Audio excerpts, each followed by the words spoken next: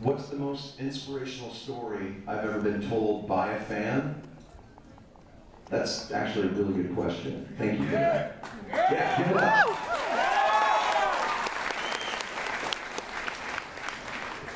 I was in Dallas, Texas in 2003.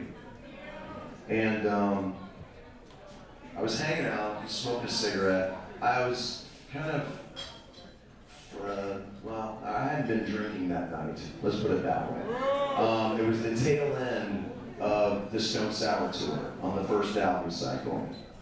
And a kid came wandering up to me, and he sat down next to me, and I was kind of, it had been a bad show. I had a little too much drink, and I wasn't proud of that night.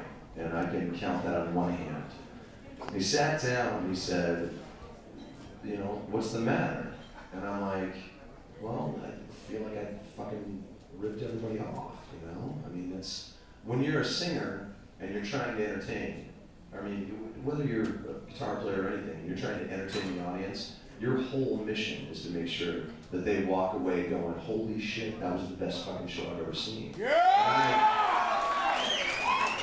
I try dedicating myself to that as much as I can. So when I said that, he basically kind of looked at me and was just like, what the fuck are you talking about?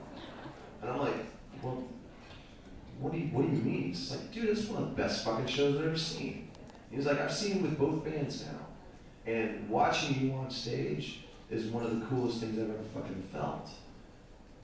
And I was like, well, thank you, you know? And we started talking. This kid made my childhood look tame. And if you've read the book, you know that's pretty fucking hard to do. He, both parents dead. He'd already been through 2 sets of foster parents because both sets were either way too dominant or they beat the shit out of him. Yeah. And they finally found his aunt, like in this like town right outside of Dallas. I think it was Grand Prairie or something like that. And he was living there. And he had so much neurosis and so much psychoses to fucking fight through. There was no chance he was gonna get out of that fucked up, you know? It was either prison or priesthood at that point. There was no middle of the fucking road. And because of my music and the music that I've helped make and the biggest heart in his aunt, he was on the verge of going to college and turning his fucking life around. And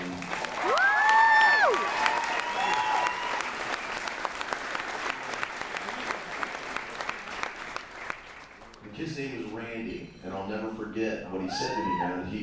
He looked me right in the eyes and he said, you have no idea what you do, even when you're not trying to.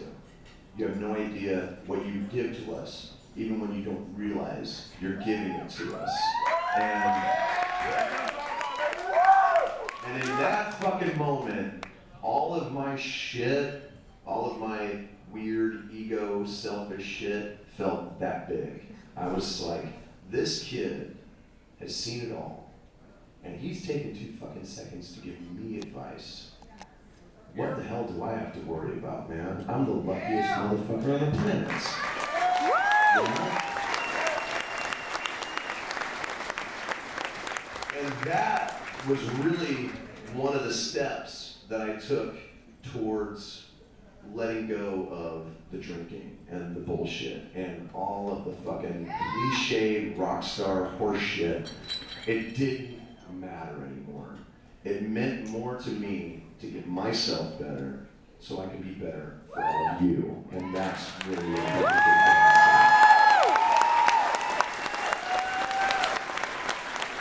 I saw him about 5 years later on the All Was Gone tour, and he is on the verge of getting his doctorate, and I think it is in social science, and he's gonna be a teacher, man. Can you fucking believe that shit?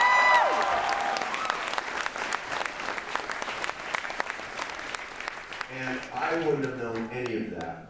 I wouldn't have known any of that if I hadn't taken 2 seconds to talk to someone, you know? And that's why I go out of my way as much as I can for all of you guys. So thank you. Thank you so much. All right, I'm gonna drain the fucking lizard, I'm gonna come back out, and we're gonna sing the fucking rest of the night away. You guys ready? I'll be right fucking back, my friends. Turn that music on and fucking piss everybody off.